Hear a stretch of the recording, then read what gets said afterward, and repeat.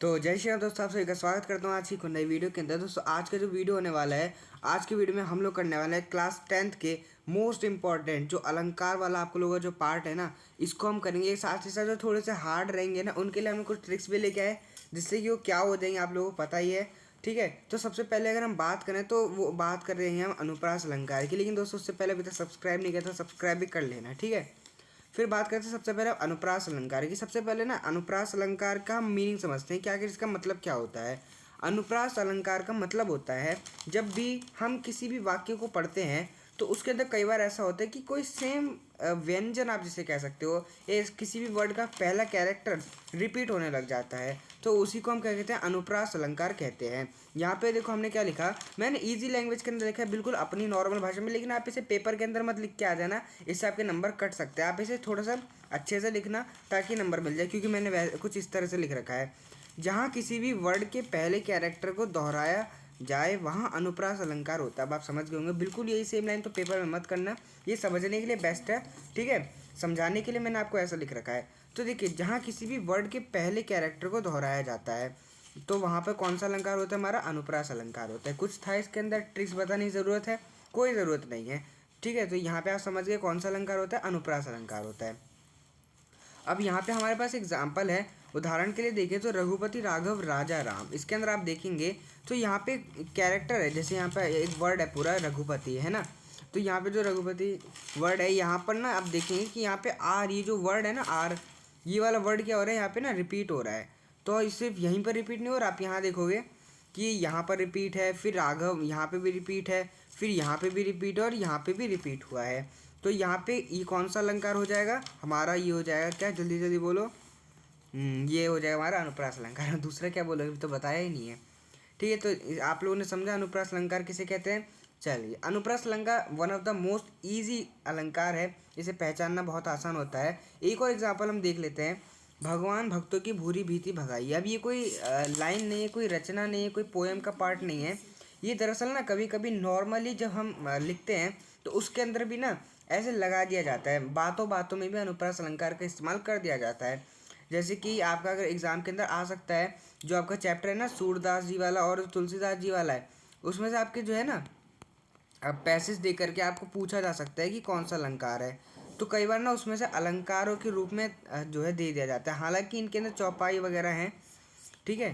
तो कभी भी मतलब बातों के अंदर है तो भी हम जो है इस तरह से कुछ इस तरह से पहचान सकते हैं। यहाँ पे आप देखेंगे भगवान में भा, यहाँ भक्तों में भा, ठीक है, यहाँ पे भा भा हमारा कॉमन हो गया। फिर यहाँ देखिए भूरी में भा, भीति में भा और भगाए में भी भा, ठीक है, भगवान भक्तों की भूरी भीति भगाएं। तो यहाँ पे आप देख सकते हैं हमारा कौन सा अलंकार हो गया, यहाँ पे हो गया हमारा अनुप्रास अलंकार। मज़ा आ रहा है ना सीखने में, कोई मुश्किल था, कोई मुश्किल नहीं था। अभी हम ऐसे सारे के सारे सीख लें, बहुत ज़्यादा आसान है। मैंने इनको ना ऐसे ऐसे लगा रखा है कि सबसे आसान, उससे थोड़ा सा आसान, उससे थोड़ा सा आसान, बस समझ रहे हो ना। अब देखते हैं अगला अलंकार। अगला है दोस्तों हमारा यमक अलंकार। ये भी एक इंपॉर्टेंट अलंकार होता है, ठीक है। यहाँ पर देखिए यमक अलंकार क्या होता है, कई बार क्या होता है हम कोई भी सेंटेंस पढ़ रहे होते हैं, वहाँ पे एक ही वर्ड रहता है, लेकिन उसको ना दो दो बार इस्तेमाल कर रखा होता है, सेम वर्ड का एक से ज़्यादा बार इस्तेमाल करें और लेकिन उसका मतलब हर बार अलग निकले। हम जैसे को मतलब आप पढ़ते होंगे कोई भी चीज़ तो आपको देखते होंगे ये तो वर्ड है, इसका मतलब तो ये होता है, अरे ये तो यहाँ पे भी लगा रखा है, इसका मतलब भी यही होगा। फिर आप उस हिसाब से समझोगे तो आपको अलग वर्ड मिलेगा। लेकिन जब आप उसका रियल में जब आंसर निकालने जाओगे ना उस सेंटेंस का, तो आपको हर बार अलग आंसर मिलेगा। क्यों? क्योंकि ये एक प्रॉपर्टी होती है यमक अलंकार की। तो यमक अलंकार को मैंने कैसे लिखा, जब किसी सेम वर्ड को अलग अलग अर्थों के साथ सेम वाक्य में एक से अधिक बार, याद रखना एक से अधिक बार अलग अलग अर्थों में, यानी कि अलग अलग मीनिंग के साथ उपयोग करा जाए तो वहाँ एक चमक नहीं यमक आएगा, तो वहाँ यमक अलंकार आता है, ठीक है। यहाँ पे यमक आएगा, आप लिख लेना, सॉरी है ना टाइपिंग में थोड़ी गलती हो गई, ये इसका कीबोर्ड ऐसा ही है थोड़ी, ठीक है। तो वहाँ यमक अलंकार होता है। अब इसका हम एक आध एग्जाम्पल लेके देखते हैं। यहाँ आप देखिए, कनक कनकते 100 गुनी मादकता अधिकाय, अहें खाए बोरा तो है इहें पाए बोरा है। यहाँ पे आप देखेंगे कि वर्ड है कनक कनक, यहाँ पर ना कनक कनक दो बार रिपीट हुआ है। अब कनक कनक दो बार रिपीट हुआ है, क्या दोनों बार इसका मतलब सेम है? नहीं, यहाँ पे ना इसके दो दो अलग अलग मतलब हैं। मैं आपको दोनों मतलब यहाँ पे समझा देता हूँ। यहाँ पे जो पहला कनक है आप कहोगे कि अच्छा मैं आपसे पूछता हूँ इसका मतलब क्या है, आप कहेंगे इसका मतलब तो सोना होता है। यहाँ पे जो दूसरा कनक है इसका मतलब क्या है, इसका मतलब नहीं पता। तो मैं समझा देता हूँ, आप कई बच्चे ना इसको भी सोना बोलेंगे, इसको भी सोना बोलेंगे। असलियत में पता है क्या है, इन दोनों में से एक तो सोना है, दूसरा वाला धतूरा है, ठीक है। यानी कि यहाँ पे जो कवि है उसने बोलना चाहा है कि जो सोना होता है और जो धतूरा होता है वो वैसा ही होता है। यानी कि जो सोना है ना, सोना गोल्ड, वो धतूरे से भी 100 गुना ज़्यादा नशेदार है। कैसे? क्योंकि जब कोई उसे खा लेता है तो वो बौरा जाता है, और जब कोई इसे खा लेता है, मतलब जब कोई उसे खा लेता है तो बौरा जाता है, और जब कोई इसे पा लेता है तो भी वो बौरा जाता है। तो कुछ इस तरह से कवि ने धतूरे और जो है ना सोने गोल्ड के बीच में हमें जो है सिमिलैरिटी दिखाते हुए किसका उपयोग किया है, यमक अलंकार का। ये भी बहुत ज़्यादा आसान था, इसकी कुछ ट्रिक की ज़रूरत तो नहीं है, ठीक है। और उदाहरण से अभी आप समझ गए होंगे, बस आपको इसकी प्रैक्टिस करते रहना, ये एग्ज़ाम के द्वारा मतलब पूछ लिया जाता है कई बार। अगला अगर हम देखेंगे तो वो है उपमा अलंकार। उपमा अलंकार थोड़ा सा आसान है इन सब से। कैसे आसान है, इसकी मैं आपको एक ट्रिक भी बताने वाला हूँ, ठीक है। तो ट्रिक के लिए सब्सक्राइब कर देना। तो ठीक है, यहाँ पर देखिए उपमा अलंकार के अंदर क्या होता है। उपमा अलंकार के अंदर यहाँ पर आप देखिए, जब किसी वाक्य में वस्तु, व्यक्ति आदि की दशा को या फिर उसको बताने के लिए किसी प्रसिद्ध अथवा लोक प्रचलित नाम का प्रयोग करा जाए तो उसे उपमा अलंकार कहते हैं। आपको समझ में आया? बहुत आसान भाषा में लिखा है मैंने कि जिस भी सेंटेंस के अंदर किसी भी इंसान, जानवर, व्यक्ति, स्थान आदि किसी लोक प्रचलित नाम यानी कि किसी वर्ल्ड फेमस चीज़ से तुलना करने जाए। वर्ल्ड फेमस का मतलब यह ज़रूरी नहीं है वो बहुत बड़ी चीज़ हो, बहुत छोटी छोटी चीज़ें भी होती हैं। लाइक आप यहाँ देख सकते हैं वाटर। वाटर क्या है, एक वर्ड है, लेकिन ये पूरी दुनिया में फेमस है, हर कोई इसे जानता है वाटर का मतलब। तो ये मतलब बहुत कोई वैसा तो नहीं है ना, समझ रहे हो ना। तो कुछ इस तरह से, तो ये इस तरह से जो है कभी तुलना करी जाए, यानी कि लोक प्रचलित का मतलब ये होता है जिसे हर आदमी जानता है, ऐसे शब्दों का इस्तेमाल करा जाए तो वहाँ उपमा अलंकार होता है। ये थोड़ा सा नहीं समझ आया होगा, अब मैं आपको और अच्छे से क्लियर कर देता हूँ with using some tricks and examples. यहाँ पे देखो, अगर आपके एमसीक्यूज के अंदर ही पूछ ले जाते हैं एक ही नंबर के अंदर, तो वहाँ पे तो आपको ज़्यादा लॉजिक लगाने की ज़रूरत नहीं है। अगर आपको कुछ ट्रिक्स मालूम होंगी तो आप फटाफट से आंसर देख लोगे। और आप लोगों ने देखो बिना ट्रिक्स के मेरा ट्रिक भी देख लिया। ट्रिक क्या कहती है, जिस भी सेंटेंस के अंदर सा, से, सी, ये सारे जो सेंटेंस है ना, जब ये रिपीट हो, देखो सा, से, सी, इनका प्रयोग हो ना, तो आप समझ जाना यहाँ पे कौन सा अलंकार है, हमारा उपमा अलंकार है। अच्छा, पिछले साल तो आप लोगों में से चैप्टर कट चुका था, उससे पिछले साल भी एक चैप्टर हुआ करता था जिसके अंदर ना 9th क्लास के अंदर हिंदी में, जिसमें अंग्रेज़ों ने ना एक बच्ची थी उसको जला दिया था उसके किले के साथ। तो मैंने वहीं से एक एग्जाम्पल लिया है, उदाहरण है हाय फूल सी कोमल बच्ची। इसके आगे था हुई थी राख की ढेर, ठीक है। तो यहाँ पे आप देखेंगे कि किस तरह से है सी, यहाँ पे मैंने हाईलाइट कर रखा है, यहाँ पे आप देख सकते हैं, यहाँ पर है सी, ठीक है। तो हाय फूल सी कोमल बच्ची, यहाँ पे आप समझ गए। एक और एग्जाम्पल हम देखें तो उसका हृदय पर्वत सा विशाल है, तो पर्वत सा को फूल सी। तो यहाँ पर जो है आप देख सकते हैं किस तरह से कंपैरिजन किया जा रहा है। यहाँ पे एक बच्ची का कंपैरिजन किया गया है फूल के साथ विद यूजिंग सी। यहाँ पे एक इंसान के दिल का कंपैरिजन किया गया है पर्वत के साथ विद यूजिंग कैरेक्टर सा, ठीक है। तो आप लोगों को ये चीज़ तो यहाँ पे समझ में आ गया होगा। कोई मुश्किल था उपमा अलंकार? अब बस यही 3 थे, थोड़े से हार्ड, बाकी सारे इजी हैं। यहाँ देखो अगला है हमारा उत्प्रेक्षा अलंकार। उत्प्रेक्षा अलंकार में क्या होता है, जब हमें सिमिलैरिटी को शो करना होता है, जब हमें सिमिलैरिटी यानी कि एक दोनों को समरूप बताना होता है, एक जैसा बताना होता है, तो हम जो है दोनों की कल्पना करने लग जाते हैं कि हाँ ये ऐसा ही है, हाँ ये ऐसा ही है, मतलब ऐसा लग रहा है कि मानो ऐसा होगा। जैसे कि मैं कहूँ, अगर आप लोग मान लो सिर के ऊपर ऐसे आलू की बोरी रख के जा रहे हो, हाथ में सामान हो, और आपका कोई दोस्त आके बोले अरे तो ऐसा लग रहा है जैसे कि कोई कूली जा रहा है, इस तरह से मतलब कोई बोले ना, तो वहाँ पर क्या होगा, उसने क्या किया, आपको कूली के साथ कंपेयर कर दिया, आपकी तो कल्पना कर दी किसके साथ, कूली के साथ कर दी। तो वही चीज़ लेखक लोग भी करते हैं, कवि लोग भी करते हैं अपनी रचनाओं के अंदर। कब जो है कल्पना करते हैं, मतलब जैसे उसने कल्पना करी ना आपके अंदर कूली की, वैसे जो कवि रहते हैं वो भी अपने काव्यों के अंदर कल्पनाएँ करते हैं, ठीक है। तो यहाँ देखो, जहाँ सिमिलैरिटी शो करने के लिए कल्पना करी जाती है वहाँ उत्प्रेक्षा अलंकार होता है, किंतु यह कल्पना उपमेय और उपमान की होनी चाहिए, ठीक है। ये जो कल्पना होनी चाहिए किसकी और किसकी होनी चाहिए, जिसकी हम कर रहे हैं, यानी कि आपकी और कूली की, इन दोनों के बीच की होनी चाहिए, यानी कि उपमेय यानी कि आप, उपमान ठीक है, यानी कि कुल इन दोनों के बीच में ही जो है कल्पना यहाँ पे होनी चाहिए। और अच्छे से क्लियर कर दूं, चलो हम यहाँ पे एक उदाहरण देख लेते हैं।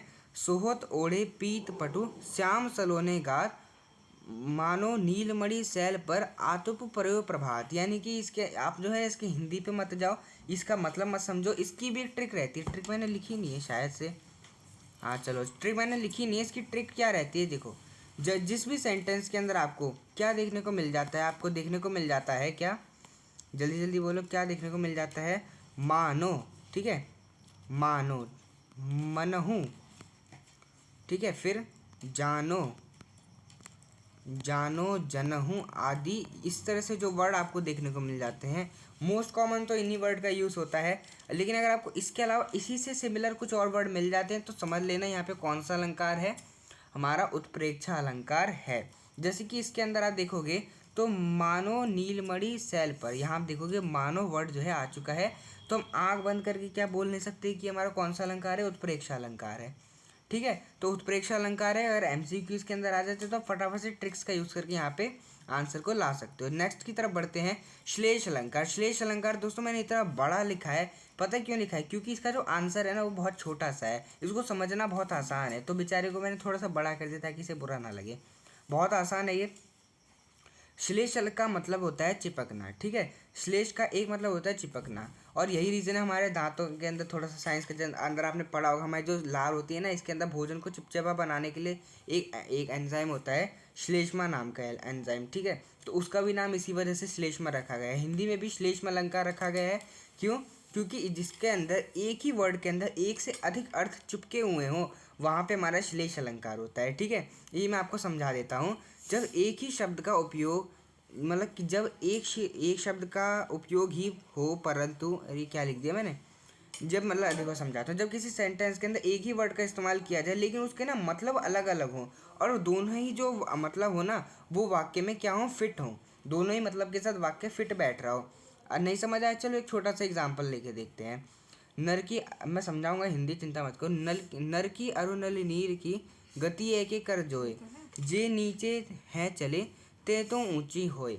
इसका मतलब क्या हुआ कि जो नर है यानी कि जो आदमी है, और जो नल अरु नल नीर जो भी यहाँ पे लिखा हुआ है, इसका मतलब होता है पानी, एक तरह से आप समझ सकते हो। तो दोनों की जो गति यानी कि दोनों की जो जीवन है उन वो दोनों का जीवन कैसा होता है, एक समान होता है। कैसे एक समान होता है, जो ये जितना नीचे होकर के चलते हैं उतना ही ऊपर उठते हैं। जैसे पानी जितना नीचे चलता है ना वो उतना ही फिर ऊपर जा कर के उड़ता है, मतलब उठता है, उसकी स्पीड बढ़ जाती है ना। वैसे ही जो आदमी होता है जो जितना नीचे जा कर के चलता है ना उसकी स्पीड बढ़ जाती है, मतलब समझ रहे हो ना, ऊपर उठ जाते हैं। तो ऐसा कुछ यहाँ पे कंपैरिजन हमें बताया हुआ है।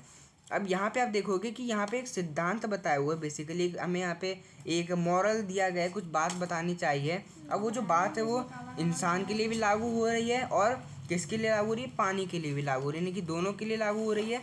ठीक है, तो यहाँ पे हमारा कौन सा अलंकार होगी, ये हमारा श्लेष अलंकार होगी। मुझे पता है ये थोड़ा सा डिफिकल्ट था, मैं इस वजह से इसको कुछ बोल नहीं रहा था, सब छोटा सा है लेकिन थोड़ा सा डिफिकल्ट है। लेकिन याद रखना बाकी सबकी ट्रिक तो आपको पता है, बाकी सब तो आप पहचान ही लोगे। अगर उनमें से नहीं मिलता तो समझ लेना श्लेष अलंकार, और थोड़ा बहुत तो आप समझ ही जाओगे कि दोनों अर्थ लागू हो रहे हैं, कभी कभी ऐसा हो जाता है। ठीक है, तो आप समझ सकते हो कि कौन सा अलंकार है, हमारा श्लेष अलंकार है। अगले अलंकार की बात करें तो यह रूपक अलंकार। रूपक अलंकार क्या होता है, देखो रूपक अलंकार और एक अलंकार हमने अभी यहाँ पे और पढ़ा था, मैं आपको वापस से लेकर के चलता हूँ। हम लोगों ने पढ़ा था उत्प्रेक्षा अलंकार। इस अलंकार में और रूपक अलंकार में आप ना थोड़े से कंफ्यूज हो सकते हो, क्योंकि दोनों के अंदर ना सिमिलैरिटी बताई जा रही है, इसके अंदर भी सिमिलैरिटी बताई जा रही है, और यहाँ पे आप देखोगे ना तो रूपक अलंकार में भी अत्यंत समानता दिखाने के लिए, यहाँ पर भी जो है दोनों को सिमिलर बताने के लिए हम जो है किस अलंकार को उपयोग करते हैं, रूपक। आप कहोगे जब दोनों ही सेम है तो हम आखिर पता कैसे चलेगा कौन क्या है। देखो जहाँ अत्यंत, यहाँ है अत्यंत समानता, बिल्कुल सेम टू सेम दिखाने के लिए, जैसा यहाँ है वैसा यहाँ है, बिल्कुल सेम दिखाने के लिए जब हम जिस अलंकार को यूज़ करेंगे वो अलंकार रहेगा हमारा रूपक अलंकार। और ये किसके बीच में रहेगा, उपमेय और उपमान में अभेद बताया जाए कि दोनों को एक बता दिया जाए कि एक ही है, वहाँ पे रूपक अलंकार होता है। आई होप आपको भावना समझ में आ गई मैं कहना क्या चाह रहा हूँ। अब जो है हम इसके छोटे से एग्जाम्पल लेके देखते हैं। जैसे कि एक एग्जाम्पल है, चरण कमल बंदो हरिराय, यानी कि जो हरि हैं यानी कि जो भगवान है उनके चरणों की तुलना करी गई किससे, कमल से करी गई है। यहाँ पे मानो, मनु, जनो, सनो, सनो, सीसा कुछ नहीं आ रहा है, सीधा बोल दिया कि चरण जो है कमल है, जो पैर हैं भगवान के वो कमल है। ठीक है, सीधा बोल दिया। यहाँ पर एक और एग्जांपल लेकर के देखते हैं। मैया मैया मैं, ये क्या लिखा है, मैया मैं तो चंद खिलौना लहो, यानी कि मैया मैं तो एक चंदा का खिलौना हूँ, चंदा के खिलौने के जैसा नहीं हूँ, चंदा के खिलौने सा लगता नहीं हूँ, मैं चंदा का खिलौना ही हूँ। तो यहाँ पे कुछ इस तरह से इसके अंदर अपने आप को डायरेक्ट बोल दिया गया है। ठीक है, तो इस तरह से जब भी सेंटेंस के अंदर आएगा आप लोग समझ जाओगे कि यहाँ पे किस तरह के अलंकार की बात करी गई, जहाँ पे बिल्कुल सेम जो ये है बिल्कुल सेम बता दिया, एक ही है, दोनों एक ही है, कुछ वो नहीं है सिमिलैरिटी विमिलैरिटी, सब बिल्कुल सेम है। ठीक है, तो यहाँ पर आप समझ गए होंगे कि किस तरह से यहाँ पे जो है रूपक अलंकार का उपयोग किया जाता है। रूपक अलंकार में वर्ड है रूप, रूप बोले तो किसी भी चीज़ का दिखने का स्वभाव। तो समझ जाना, थोड़ा सा दिमाग लगा कि रूप, किसी भी चीज़ का रूप बिल्कुल सेम कर दो, दोनों रूप बदल लिया किसी चीज़ ने, समझ लो ना, रूप बदल लेते हैं, नाग नागिन, इच्छाधारी नागिन, तो वैसा आप समझ सकते हो, जो रूप बदलते हैं ना, रूप, वैसा ही आप समझ सकते हो यहाँ पर।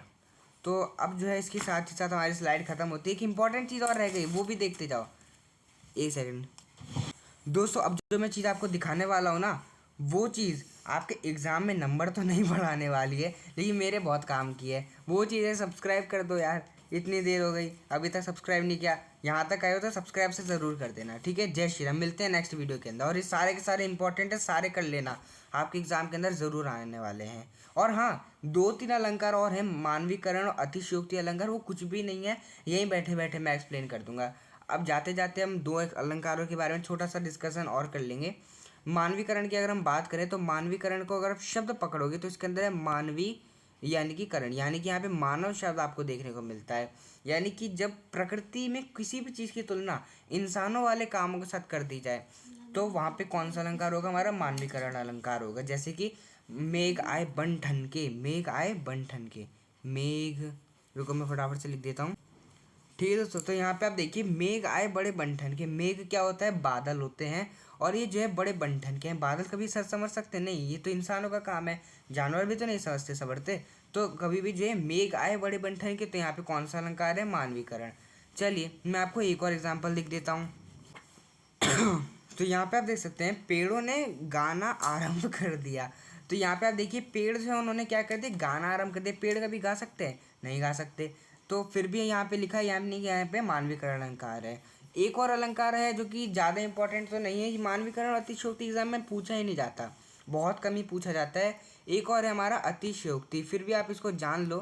ठीक है, बाद में कहोगे कि ये ऐसे तो ठीक है, तो यहाँ पे देखो, अतिशयोक्ति अलंकार की अगर हम बात करें तो अतिशयोक्ति का मतलब होता है जहाँ पे किसी भी चीज़ को बढ़ा चढ़ा करके बताया हो, यानी कि छोटी सी चीज़ को बढ़ा दिया हो, राई का पहाड़ बना दिया हो। जैसे कि देखिए, तो यहाँ पे एक और हमारा एग्जाम्पल है, वहाँ तो पैर रखते ही आग लग गई। तो क्या ऐसा पॉसिबल है कि हमने पैर रखा और पैर रखते ही वहाँ पे आग लग गई? तो ऐसा पॉसिबल नहीं। यहाँ पे क्या है, बात को ना बढ़ा चढ़ा करके बोला गया है। ठीक है, तो इस तरह से आप जो है समझ जाओगे एग्ज़ाम के अंदर कि किस तरह से यहाँ पे यूज़ किया जाए। वैसे बहुत ईजी है, बच्चे यूँ ही समझ जाते हैं। तो आप लोगों को जो है ना समझ ही गए होंगे किस तरह से आपको यहाँ पे करना है। तो अब मिलते हैं नेक्स्ट वीडियो के अंदर। टाटा बाय बाय, जय श्री राम।